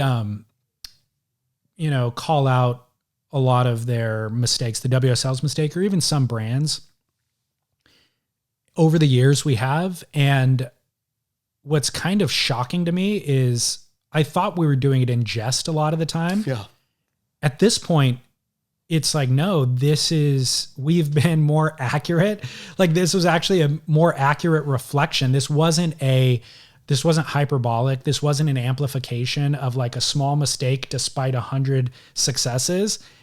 It is kind of an accurate reflection. If we go back in 10 years and kind of go through our archives and listened, it'd be like, oh yeah, no, that was an accurate reflection of what happened that week or that year or that month. I mean, it's like, honestly, it's shocking. And you had one job. You had one job to deliver the right person. It wasn't that difficult to see who it was. Very clearly, again, I'm going to say, because I think Justine's on Red Bull too, but I'm going to say that it was the fact that I don't know what the difference was, but somehow the fact that Maya's met the criteria for the Guinness Book of World Records, WSL thought, okay, clearly this is the one we picked because we are going to get media from this. They set their criteria and rules and regulations the same way that you set your not drinking for the month. Lots of rules and regulations that bend on a whim. Rules and the not drinking for a month though doesn't bend. There's a lot of rules, but there's no bending. I think the WSL doesn't have any rules. WSL writes the rules after, because I'm not writing the rules after. I'm learning about your rules after. Well, but I know them. Yeah, but when you presented this idea to me, you're like, not drinking for the full month. And then next week I talked to you and you're like, oh, no, there was a caveat for IPA. But all those rules get worked in. And just to let you know also. I need to see them on paper then. If you fall off the wagon, so you get, just so we're for full transparency, Come on. We get 3 what are called burn days a month. The first one is 8 hours, or you have 3. We have 1 8-hour burn where you can drink for 8 hours, 1 12-hour burn where you can drink for 12 hours, 1 24-hour burn where you can drink for 24 hours. If you fall off the wagon after that, it is 1 mile run per drink. The fact that I even took you seriously last week is embarrassing to me. So if you fall off with a sip, you might as well just drink heavily for 8 hours. Sure, of course. Yeah. Okay. Yeah. Got it. But glad I know now. Now I know the rules. These are the rules. Okay. But I feel the WSL doesn't have these rules in place before. WSL watches something happen and then decides rules based on the result they want. Yeah. Based on, this is what happened. All this footage came in. Now let's make some rules and like precisely. What do we want out of this? Yeah, we want. This one's a this possible. This is what Guinness. we want out of this. Yeah, we want media coverage that we won't get otherwise. Write the rules to push this. Yeah, exactly. Criminal. It's criminal. It's criminal. ELO should apologize. ELO should apologize to Justine at the very least publicly. Yeah, I agree. He should say we blew it. I'm just going to be honest with you, Justine. We had a media opportunity around Maya's wave that we did not have around yours, and we took it. Is there cash prize for the winner? There's got to be. They owe Justine money. Yeah, they just kick her a check. Punitive damages too. Come on, Ziff. You're a water person. I know. You understand this? Even though you're just a co-water person. Let's go to commercial break. Let's do it. All right, Chaz, we're back at Album. Fantastic place to be. It really is. The weather's really cooled down a lot too. People don't know how bad we were suffering last weekend. It was hot out here. It's 100 and plus, 100 something. I think, did I mention Fahrenheit. Did I mention it last time? The meme that says, anytime you talk about the heat, a person from Arizona will magically appear and tell you don't know what hot is. And somebody from Palm Springs will say, but it's a dry heat. Yeah. Palm Springs got up in that heat wave, got up to 122. Were your folks out there? No, they were up in the mountains. Okay. Yeah. Burning. Escaping the heat in the mountains. Best thing I've seen on television in the last, I don't know. I mean, certainly since I saw you, but maybe even in the last couple of months. Charlie Kaufman's new film. Oh, I've heard that he is back, is what I heard. I heard that it's a masterpiece, even maybe. I'm glad to hear that because I haven't read any of the reviews or anything. I haven't seen it yet. I was cooking dinner last Friday night. Like, I'm going to watch a movie when I eat, but I don't know what I'm going to watch yet. I'm mid-meal preparation, 30 minutes from pushing play on something that I don't know what it's going to be. And I'm scrolling Instagram and Kirsten Dunst posted about it. She goes, Charlie Kaufman's new film is on Netflix right now. Must watch. What's it called again? Thank goodness. It's called I'm Thinking of Ending Things. That's it. Okay. It's about a girl breaking up with her. When I heard the title, I thought, oh no, this is going to be another suicidal movie. Don't need no suicide. Yeah, it's a It's girl about a breaking girl- up with her boy, right? Or thinking about it. I can't even describe it. I mean, it's so Charlie Kaufman. Okay. But it's so well done. Watching tonight. So well done. Watching tonight. Did So you like Being John? Yeah, I did. This is better. Okay. This is better. This is more refined. Okay. I'll try my best to sum it up super quickly. It's as with anything Charlie Kaufman, it's impossible to sum up, and I will need to watch it 10 times to really fully appreciate. It is your relationship with your wife. It's my relationship with my wife. I mean, with my girlfriend. It's my relationship with my parents. It's her relationship with her parents, all sewn into one film, and it transcends time. Like, it's her thinking at the beginning of the relationship, is this the right guy for me for the long haul? And him kind of convincing her subtly, I don't know, just come meet my parents. And throughout their entire relationship, her confronting this, God, I shouldn't have ever gone to see his parents that one first time, because now we have kids together, and now we've moved together, and now she's always got this unscratched itch, kind of.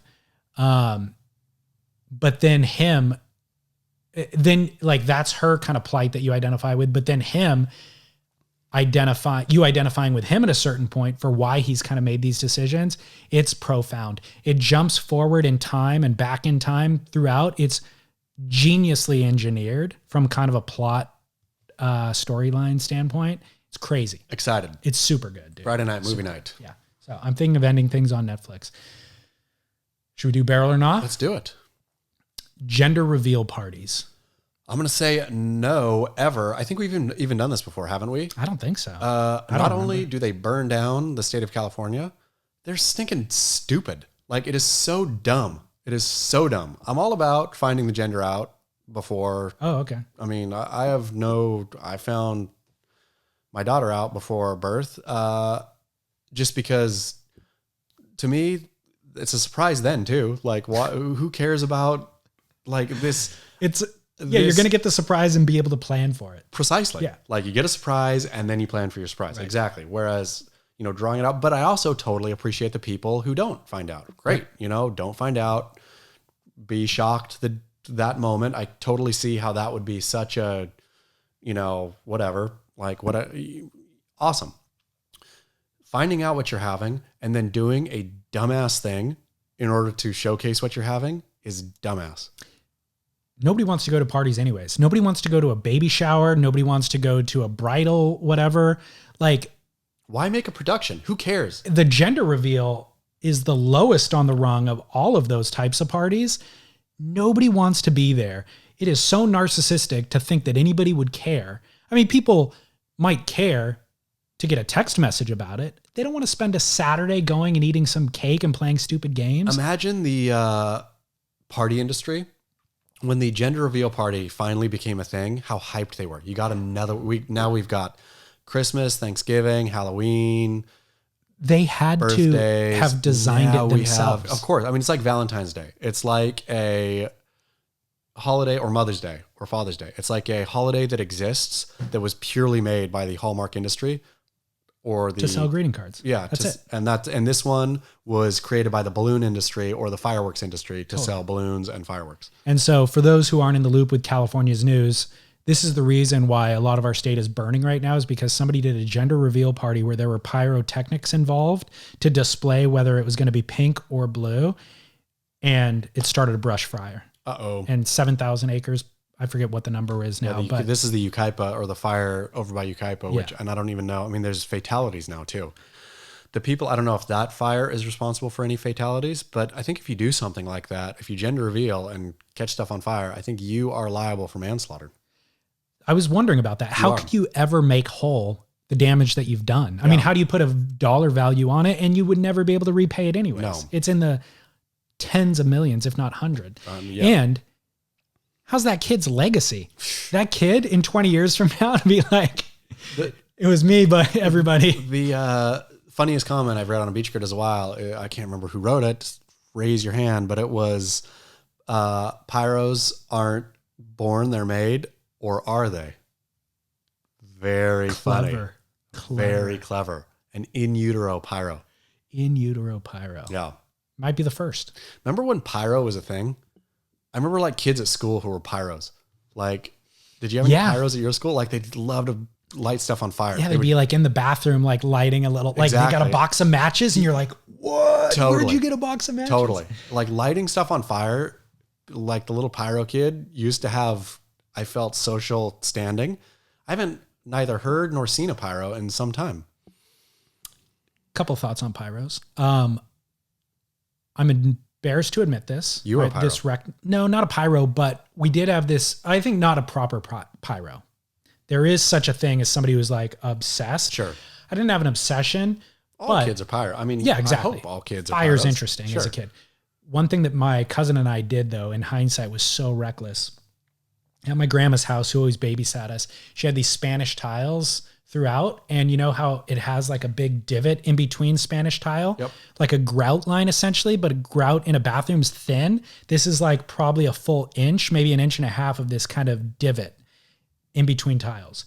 We would get the Lysol can and spray a pattern, you know, like going, hang a left there, do a right there, go back, make a square, then go that way. Light it on fire. And then go down at the end and light it on fire and watch this blue flame run a racetrack through all the tiles. So sweet. And he would do one and I would do one and then we'd light them at the same time and watch them race each other. It's a good idea. It was crazy. Yeah, good idea. We could have burned the house down. That's okay. We figured out though, like the right amount to do to where, and those are tiles, they're not flammable. It's not going to get out of control. Not going into the carpet with it. No. Or the drapes. It's a great idea. It was awesome. Yeah, that's fun. None of our parents ever found out. Fun. Yeah, it was a blast. My other thought with pyros is, you know how you could be racist now without ever doing anything racist? Sure. Like if you like say something that somebody interprets as racist, they then vilify you are a racist. Yep. Even though you never prevented somebody of color from getting a job or burned a whatever, you know, an effigy. Yeah. I think about fire all the time. Are you a latent pyro? I don't know. Maybe I am. Maybe I am a pyromaniac. I've just never started a fire. Wow. Because I do think about fire. I like fire. Yeah, fire's fun. Yeah. Do you like to make a campfire when you're camping? Heck yeah. How do you I take great pride in it. How do you stack the wood? Well, you start with a teepee that has a bunch of like kindling underneath it. If you have a newspaper, that works well. I'll often stop and get a newspaper en route just for that purpose. Yeah, and then you ball it all up so that there's airflow in there, and then you make the teepee of logs, and that's your starter. Nice. Yeah. So, anyways, barrel. So no barrel on. No gender barrel on reveal. gender. Me reveal. neither.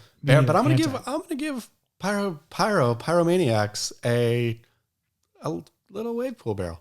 There was also this whole series of movies that were like a pyromaniac was like the killer that they were tracking down. I haven't seen a pyro as a bad guy in a long time. Yeah. Decades. Since the 90s. Yeah. Yeah. All right. Barrel or nah, taking a bath. No. This is on Kelly's. This was in the very opening of the Tim Ferriss podcast. He takes long Kelly. backs, right? Yeah. He goes, he had just gotten out of a 2-hour bath. So if you're a man in a bathtub, you better have either just broken a bone, and that's the only way you can wash yourself. You better have some real specific reason to be in that bathtub. Otherwise, you're getting the card pulled. Men who take baths, I defy any listener to disagree with me. Men who take baths are problem men. When was the last bath you had? Probably when I had my shoulder surgery. Then how can you speak on it? Maybe you'd love it. Nope. Get a book. Nope. Sitting in a Bubbles. tub of water is not we have to draw the line somewhere, David Lee. I'm also going to draw the line at stinking massages. Men don't get massages. Really? No, ever. Oh, man. Like, You're missing out. I mean, no, it's not a manly thing to do. I'm going to say self-care. If you ever refer to anything as self-care, that's a no-no. Toughen up. Okay. Massages is for a different day. It's too deep a dive. But bathing, taking a bath, soaking your weary bones. No. What if in a jacuzzi? Toughen up, buttercup. That's what I say. Just feel that pain and say, this is the way a man feels. So jacuzzi's okay. If you get in, if you buy a jacuzzi, no. Like if you're at a pool that has a jacuzzi and you go sit in the jacuzzi for a minute, whatever. I'll let that one slide. Bathing in warm water. I'm going to give a couple caveats here. The onsens in Japan, the wellnesses in Switzerland, whatever. Those like hot, thermal, springy kind of places you go. Well, now we're talking James Bond. That is... It's part of a whole spa. Precisely. Okay. Do that. So that's what I was going to say with the taking a bath is it's not the most efficient way to actually clean your body because you're sitting in your own filth. We've upgraded to showers from the cowboy days when they sat and had to bring like well water and heat it. Yep. So I would say stand up and let your filth roll off your body. Down the drain. Use gravity. Yep. And then if it's for relaxation purposes, I think that the jacuzzi is the better bet because you've got the pulsation of the jets and all that sort of stuff. So I'm going to go nah. But I giggled at the idea of Kelly in a bath, soaking in a 2-hour bath before he records a podcast. Just think how pruny he must have been. You gotta be. Yeah. 2-hour bath. Kelly is an environmentalist for shame. Imagine how much hot water he had to go continually put over 2 hours. I would argue you waste more water in a shower. No way, Jose. Over a 2-hour bath. There's only the same amount of water in there from a 1 minute bath or a 2-hour bath. No, because he's constantly adding hot water to it. Oh. To keep it warm, he's not sitting in a cold bath for 2 hours. He was sitting in a hot bath. I've thought about a bath being a good idea a few times in my adult life. I get in there for 3 minutes. Boring. And I'm like, what was I thinking? You're a man. I put all this effort into this. You're a man is what you're thinking. Yeah. Get out of that bath. Yeah. Go be a man. All right. So we're going nah on taking a bath, Kelly. Flat. Hear the words coming out of our mouths. Nah. Never again, Kelly. Barrel or nah? Designing a family crest. No. So big nah. Okay. Remember back in the day, this is like I feel like it's a British thing maybe. Yeah. Maybe it goes way beyond that. Mick Fanning has his family crest. Does he? Tattooed on his side, I believe. Or the under his, like right here. Okay. The inside of the bicep. This was never an option for my family. Nope. But I'm thinking that we need to. The scales. It's a cool name. Sure. I mean, it's an unusual name, let's say. And I feel like it lends itself to a certain motif. And I kind of like the idea of there being an insignia that goes with your name that, I don't know, I don't get things embroidered, but I would prefer an insignia over my initials or something like that. I'm all down with a very fine set of sheets or, if I was ever a millionaire or multimillionaire, I would certainly have all my white button-up shirts with my initials on them. I'm all down. On the cuff? Cuff, yeah. I'm all down with that. Family crest is just made up. Like you are borrowing from old times. If like the Fannings of Ireland or wherever his family crest is from, that's also to me like, come on, buddy. Like that is not actually you. You're drawing a real line there. Like, I mean, so I will say the people who are allowed to have family crests are the Windsors, kings and queens of England. If you're a duke, if you are a duchess, if you're nobility of any sort, have your royal crest. For us common people, let's not pretend we're royals here. We are the common folk. We are serfs. But you can aspire to be. Yeah, but you dress for the job you want, not the job that you have. That's true. So are you going to, I mean, I hear you. But what I would argue, and maybe this is something I'm going to look into now that we're bringing this up. I'm sure you could buy nobility fairly easy someplace. I'm sure I could buy, I don't know how much, but I bet I could be a Bulgarian royal or a Serbian royal maybe, or it's on the same website royal that you get certified to ordained to precisely preside over a wedding. So if you want to, I'll say that if you have a real hankering to design a family crest, then figure out how to become a royal first. Okay. Well, what if you did a 23andMe, did a deep dive into your family tree, and you went back 400 years and you found that your ancestors actually had a family crest at one point? Would you feel any desire to bring that back. No, because it had nothing to do with me. Even though you care about legacy now. You care about memories and history. I mean, memorializing. I'm just saying that was good for them. If it would have been carried down and would have inferred with it some sort of legacy, but arbitrarily going back, I'm not a fan of arbitrarily going back into the past and plucking things that you feel like, oh, this is cool for now. All right. This is a good look for this time. I'm not a barrel. Well, I was listening. There's this podcast series right now, the Piketon Massacre, about this family in, I don't know, middle America somewhere, backwoodsy. And this family gets massacred, like execution style. And all signs point to a neighboring family that orchestrated it. All of them are implicated, from grandma, kids to grandkids, and they all get arrested. So I'm not through with the series yet, so I don't know how it ends up, whether or not they're actually guilty. But it got me thinking about family vendettas. Yeah. Yeah, the Hatfields and McCoys was a famous one. And I was like, gosh, my family needs a vendetta. Like, as a family, we don't collectively rally together for much. A vendetta would be a good thing, like a good reason to get worked up together. Who would the other family be? Who would it be? I have no idea. We don't have one, but I want to kind of manufacture something. What about the Basses? We could take out the Basses. Yeah. I mean, Scales versus Bass.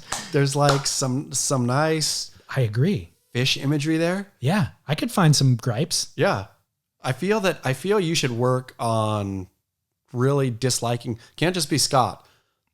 Like, I feel you could look into Scott's family history and figure things out that the Basses did that directly affected the Scales negatively. I agree. I want to find out, like, I need to know his ethnic origin first, because there's got to be some wars. I bet the damn Basses at some point built a dam that flooded some Scales out of their homes. For sure. Yeah. It must have. Yeah. But I love a family vendetta. It's great. There's higher stakes. And to have it go multi-generationally too, Yeah. like that your great-great-grandfather really hated this great-great-grandfather, and it goes on down through time. Fantastic. You inherit the hate. Yeah. But you know what always ends up happening in every single one of these is like two of the grandkids like sleep together from opposite families. Romeo and Juliet. Yeah, exactly. That's another great one. Yeah, it's the Montagues and the Capulets. Yeah, which is awesome. Because then you're even more like... I mean, that just only intensifies everything. Yeah. Then they're outcasts and the family can continue on hating. If you had your family crest, though, you could like really... That becomes... Okay. You need kind of a visual representation For sure. of this team versus that team. It's on your helmets, on your shields. Another caveat then, if you're royalty and or have a multi-generational family feud. Bloodlust. Yeah. Yep. Then you get a crest. Yep. Otherwise, no crest. The Irons versus the Slaters. Oh, that's a good one. That's a good one. Yeah. And then Jackson Dorian has to take a side. Is he going to go hang out and surf with Axel? Or is he going to go surf with Kelly? Loyal to Godfather. Yeah. Godfather has wave pools, but Axel has Kauai. Yeah. I'd take Kauai. Yeah. All day, every day. Yeah. All right. Well, I'm glad we got to the bottom of that one. So you're going nah on family crest? I'm going nah all across the board. I'm saying nah on the genders, nah on baths, and nah. This was a flat, just like California's been. So we had a little pulse the other day. Shocking. Yeah. All right. Well, hey, lots in surf news this week. Filled a full 2 hours. We did. That was unintentional. Sorry Yeah, for the editing. Lots of editing. Thanks to Album Surfboards. Thanks to Beach Grit for keeping us entertained week in and week out, day in and day out. It's the people. The people really bring their A games. All right, Chaz, I don't know what else to say until next week. Get barrel. See you next Tuesday.